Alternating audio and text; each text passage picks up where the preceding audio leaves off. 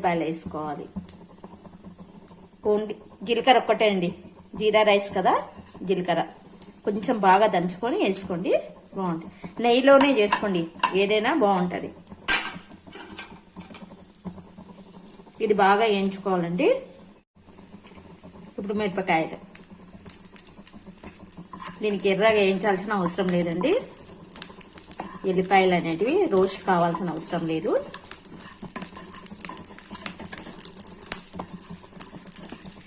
అయిన తర్వాత కరివేపాకండి.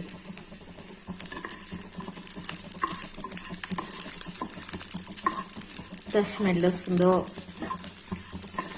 నెయ్యి కదండి, ఎందుకు బాగుండవు.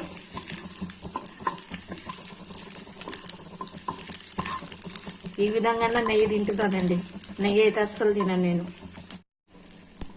అన్నం వేసుకుందామండి.